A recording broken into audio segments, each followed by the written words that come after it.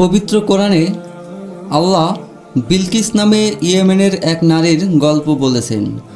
বিলকিস হজরত সুলাইমান আলাইহিসসালামের যুগে বিস্তীর্ণ অঞ্চলের সম্রাজ্ঞী ছিলেন। সুলাইমান আলাইহিসসালাম বিলকিসের সাম্রাজ্যের কথা জানতেন না। তিনি তার গোয়েন্দা পাখি হুদহুদের মাধ্যমে জানতে পারেন। কারো আনুগত্য স্বীকার না করেই বিলকিস বিস্তীর্ণ একটি অঞ্চল শাসন করেছেন। তিনি তাকে আত্মসমর্পণের আহ্বান করলেন। কোরআনের সূরা নামলের 24টি আয়াতে আল্লাহ ঘটনাটি তুলে ধরেছেন। কোরআনের ভাষ্যে ঘটনাটি বর্ণনা করা যাক।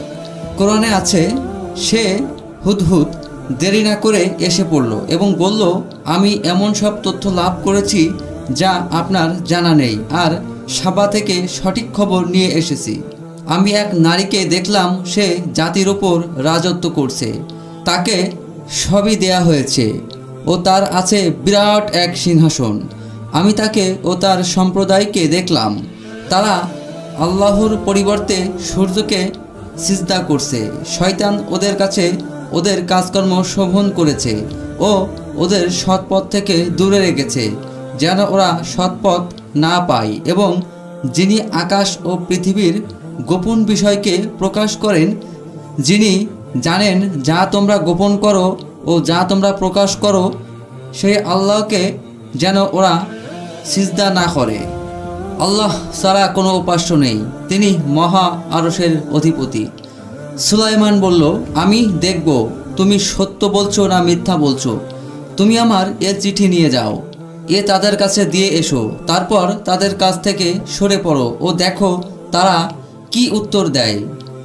সাবারানী বিলকিস বলল, পারিষদবর্গ, আমাকে এক সম্মানিত পত্র দেয়া হয়েছে এ সুলাইমানের কাছ থেকে, আর তা এই করুণাময় পরম দয়াময় আল্লাহর নামে অহংকার করে আমাকে অমান্য করো না, আনুগত্য স্বীকার করে আমার কাছে উপস্থিত হও। বিলকিস বলল, পারিষদবর্গ, আমার এই সমস্যায় তোমাদের পরামর্শ দাও। আমি যা করি তা তো তোমাদের উপস্থিতিতেই করি।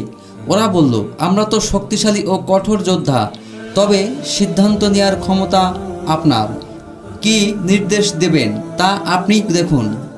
বিলকিস বলল, রাজা বাদশাহরা যখন কোনো জনপদে প্রবেশ করে তখন তাকে বিপর্যস্ত করে দেয় ও সেখানকার মর্যাদাবান ব্যক্তিদের অপদস্থ করে। এরাও তাই করবে। আমি তার কাছে উপঢৌকন পাঠাচ্ছি, দেখি দূতেরা কি উত্তর আনে। দ্রুত সুলাইমানের কাছে এলে সুলাইমান বলল, তোমরা কি আমাকে ধন সম্পদ দিয়ে সাহায্য করতে চাও?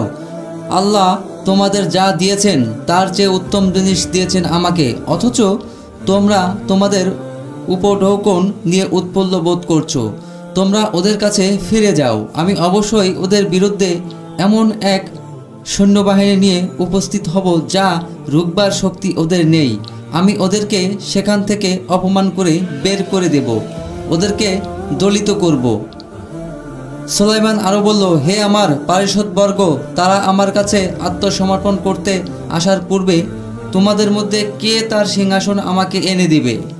এক শক্তিশালী জিন বলল, আপনি আপনার স্থান থেকে ওঠার আগেই আমি তা এনে দেব। এ ব্যাপারে আমি এমন শক্তি রাখি, আর আমাকে বিশ্বাস করতে পারেন। কিতাবের জ্ঞান যার ছিল সে বলল, আপনি চোখের পলক ফেলার আগেই আমি তা এনে দেব।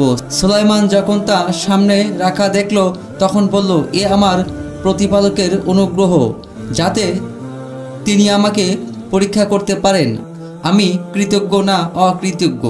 যে অকৃতজ্ঞ প্রকাশ করে সে তা নিজের জন্য করে, আর যে অকৃতজ্ঞ সে জেনে রাখুক যে আমার প্রতিপালকের অভাব নেই, তিনি মহানুভব। সুলাইমান বলল, তার সিংহাসনের আকৃতি বদলে দাও, দেখি সে ঠিক ধরতে পারে নাকি ভুল করে। বিলকিস যখন পৌঁছালো তখন তাকে জিজ্ঞেস করা হলো, তোমার সিংহাসন কি এরকম? সে বলল, এ তো এরকমই। আমরা আগেই সব কিছু জেনেছি ও আত্মসমর্পণ করেছি। আল্লাহর পরিবর্তে সে যার পূজা করত তাই তাকে সত্য থেকে সরিয়ে রেখেছিল। সে বিলকিস ছিল অবিশ্বাসী সম্প্রদায়ের একজন। তাকে বলা হলো, এই প্রাসাদে প্রবেশ করো। যখন সে ওঠার দিকে তাকালো তখন তার মনে হলো এ এক স্বচ্ছ জলাশয় এবং সে তার কাপড় হাঁটু পর্যন্ত টেনে তুলল। সুলাইমান বলল, এ তো স্বচ্ছ স্ফটিকের প্রাসাদ। বিলকিস বলল, হে আমার প্রতিপালক, আমি তো নিজের উপর জুলুম করেছিলাম।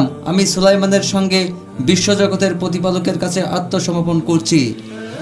নিজের সিংহাসন সুলাইমান আলাইহিসসালাম এর দরবারে দেখে বিলকিস অবাক হবেন এবং ক্ষমতা দেখে তাকে নবী হিসেবে মেনে নিতে আনুগত্য করবেন। তাই তাকে পরীক্ষা করার জন্য সুলাইমান আলাইহিসসালাম কিছু নির্দেশনা দিলেন। বললেন, তার সিংহাসনের ধরন পাল্টে দাও, এরপর দেখি সে সত্য পথের দিশা পায় নাকি যারা পথের দিশা পায় না তাদের অন্তর্ভুক্ত হয়। রানী বিলকিস আত্মসমর্পণের জন্যই এলেন। তাকে সিংহাসনটি দেখিয়ে জিজ্ঞেস করা হলো, এটা কি আপনার সিংহাসন?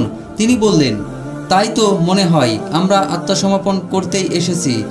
রানী বিলকিসকে প্রাসাদে আমন্ত্রণ জানিয়ে সুলাইমান আলাইহিসসালাম বললেন, প্রাসাদে প্রবেশ করুন। প্রাসাদের মেঝে দেখে তিনি ভাবলেন সেটি স্বচ্ছ পানির হ্রদ।